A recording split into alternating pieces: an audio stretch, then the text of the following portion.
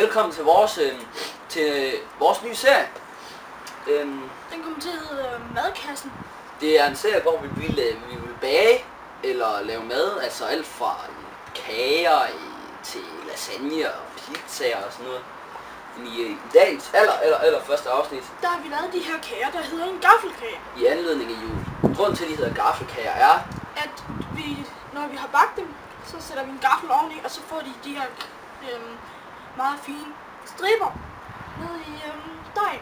Det kan I højst sandsynligt ikke se på den her afstand. Men måden vi har lavet dem her på, det vil vi vise jer nu. det vi skal bruge, det er 300 gram mel. Vi har noget herover, fordi der jo nærmest ikke er nok her i den her. Så skal vi bruge 200 gram margarine. Der bruger vi bare sådan noget flydende noget her. Så skal vi bruge 125 gram sukker. Der har vi her. Så skal vi bruge 75 gram kokos. Så skal vi bruge et æg. 1 teske vaniljesukker, som så er den her. Og så skal vi bruge 1 teske bagepulver. Så vi starter med at måle alle de tørre ting op først. Så vi starter med 300 gram mel. Ja.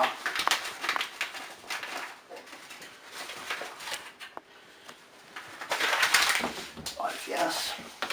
Så skal vi have den nye.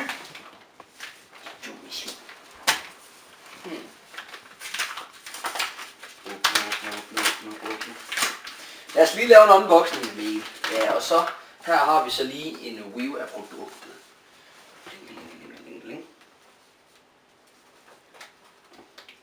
Held for sat. Yes, 259 gram. Og yes. Det gør ikke noget, hvis jeg lige kommer til at måle lidt over. Lang. Ja. Jeg kan ikke se noget for dig. Det er fandme dumt. Så skal vi have målt, skal vi have det der 125 gram sukker.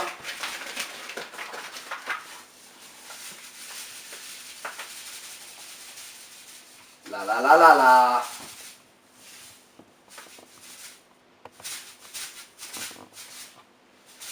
Kom nu, sådan der. 20. Så skal vi have kokos. 75 gram af det. Kokosmel. Ja.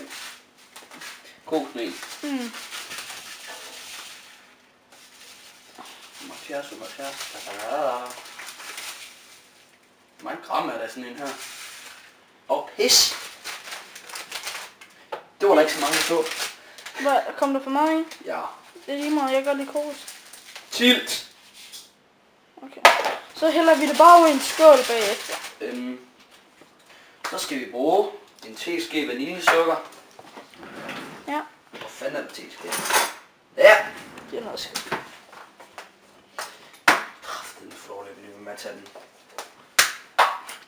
Så tager man en hel teske her. Yes. Blom, kan du lige vise, hvor meget det er?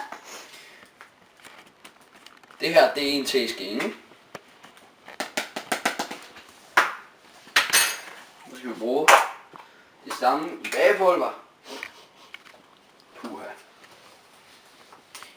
1 teske fuld. Uden top. Yes. Nu må sådan set selv det. Vi tager bare lige uden top, fordi vi er MVD-brugere. Så skal vi vist nok have slået det ene æg ud. Det gør du bare i en kop ved siden af, ikke? De står lige over dig. Meget meget, det skal direkte ned i. Okay. Så sparer vi også lidt opvask. Det gider jeg sgu ikke. Kan du lige vise, hvordan du gør det? Ja, du banker af æg her på kanten. Så tager du dine 2 tommelfingre ned imellem det, der er knækket. Og så hælder du ellers bare ud. Det er rigtigt. Whoopsie. Jeg er godt fan, som så skal vi bare ud. Det der. Så altid husk at vaske fingre. Så det er jo det er så en for se, man prøver at stikke den ind i. Det er fordi, at de havde åbenbart lige fundet det forkert i første omgang. Så du tænder bare foran. Så sætter du den ned i gryden, skulle jeg lige til at sige. Og så tager du den herover, så ledningen ikke lige pludselig går ned, ikke? Og så skal du huske at have den nede i, når du tænder, og når du slukker. Og sikkerhedsbriller på og sådan noget, det kan jo være, at det nu går galt. Kan jeg lige komme ind, Blom?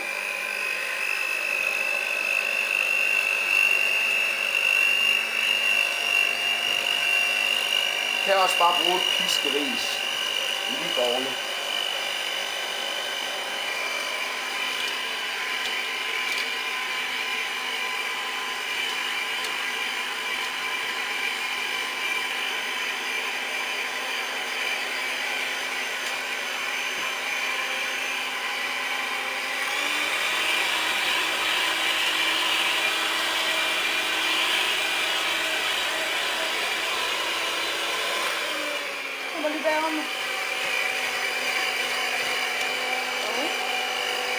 Så slukker vi lige, fordi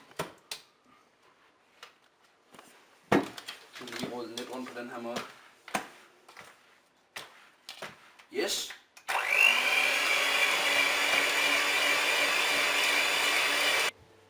Så fik vi det jo rørt sammen her. Så fik vi jo så lige at vide, at en lille fugl sagde, vi skal den i køleskabet, fordi så er det åbenbart nemmere at arbejde med. Så det vil vi jo lige gøre. Åbne køleskabet, så lige gør plads. Der, klar plads. Find et andet sted til den. Og bagefter. Så smider du smøren ind, som du lige tog ud. Man mener egentlig ikke helt, hvor kan stå. Der. Nej. Ovenpå. Hvor er der ovenpå? Ovenpå den hvide skål. Der. Ja, ovenpå. Ja, der. Der er der god plads. Så går den jo ned i. Så lukker du køleskabet. Så det står der i en 5-7 minutter, og så er det nemt at arbejde med bagefter.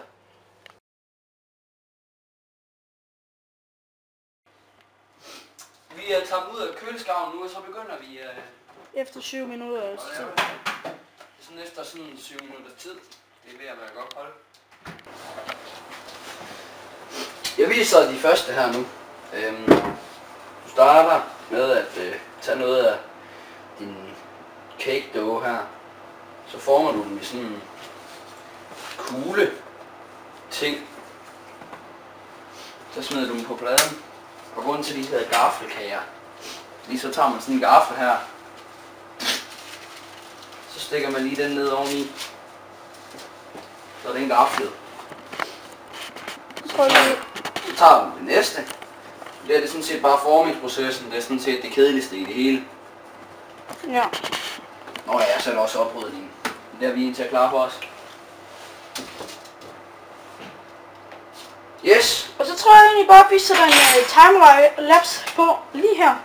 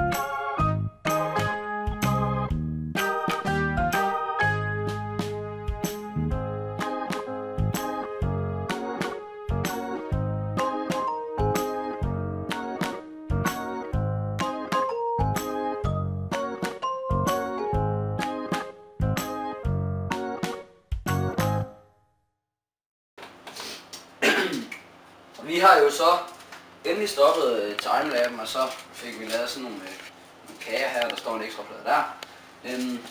I ovnen skal de sådan set bare have 5-8 minutter, sådan cirkus.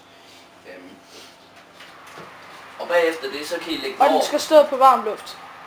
Ja, og så skal I sætte den over på en... kan I vise jer? Kan vi ikke bare tage begge plader på en gang? Så sætter man den... så hvis I vil, for at I køler hurtigt af, så sætter vi dem over på sådan en rest her. Ja. Nu bare lige til at stå på siden. Så vi... og her er den anden plade, den blev virkelig flot. Jeg har aldrig set noget mere beautiful i hele mit liv. Udover mig selv selvfølgelig. Det klipper vi ud. Okay. Jeg tror, vi vil lave sådan en timelapse igen over, hvor der er de bager eller sådan eller andet. Eller også så må vi jo se, hvad Jonas han finder på.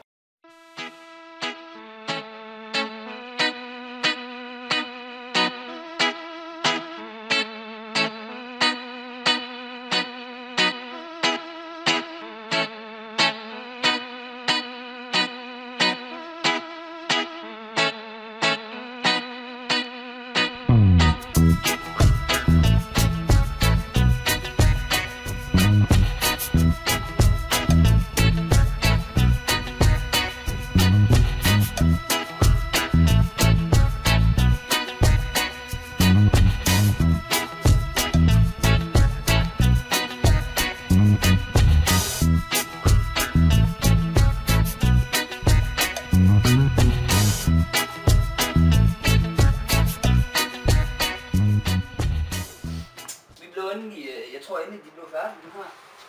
Så vi vil lige tage dem ud. Vent lige, Blom. Jeg skal lige have et liv. Det ser godt ud. De ser godt færdige. Sætter vi lige hurtigt den anden ind. Den er.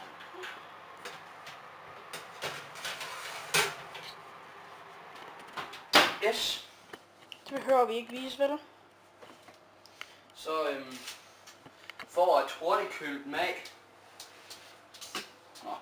For at hurtigt køle dem af. Så tager I fat i papiret her i siden. For satan, den forkerte ende, jeg holder den her på. Så. Så tager jeg den her ud på. Hov.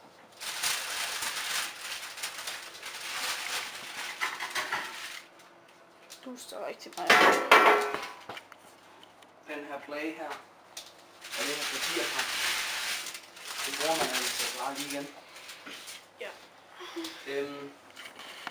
Jeg tror, jeg vil undre jer over, at når de kommer ud, så er de sgu nok ikke så sprøde. Men de skal lige have tid til at stå og køle af.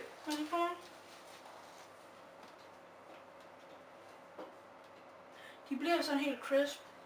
Når det er, at de endelig er kølet af. Skal vi lige prøve at tage en varm en? Det er derfor, at... Okay, vi tager, du tager en lille en. Vi tager sådan en lille en her. Det kommer ikke til at se godt ud, Blom. Lukker der, mig. Okay, på 1, 2, 3, så tager vi. 3.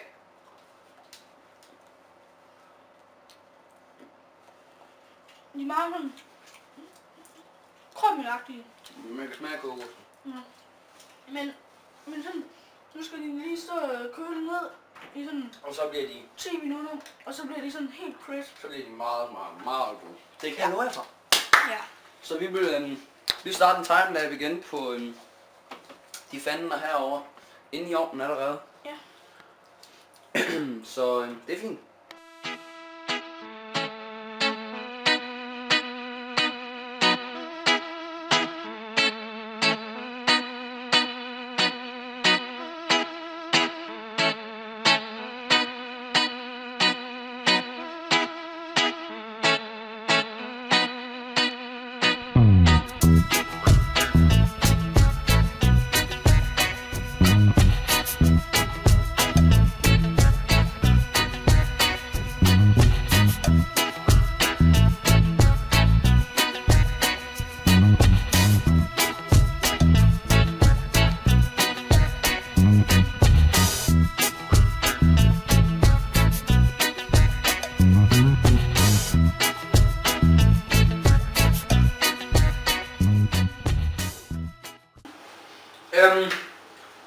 så er det endelige resultat af vores gaffelkager. Det her, det er det vil komme op på begge vores kanaler. Kanalernes navn vil komme til at stå her og her. Så jeg vil tilsmage nu og sige, hvad det er, jeg mener.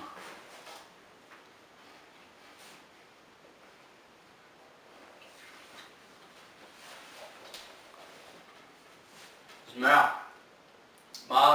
Sådan for meget kokos, fordi jeg hælder lidt for meget i, men det gør ikke noget, fordi begge to vi godt kan lide kokos.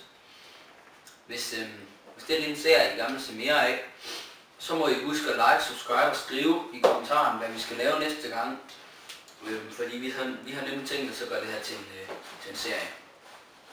Så tak fordi I så med.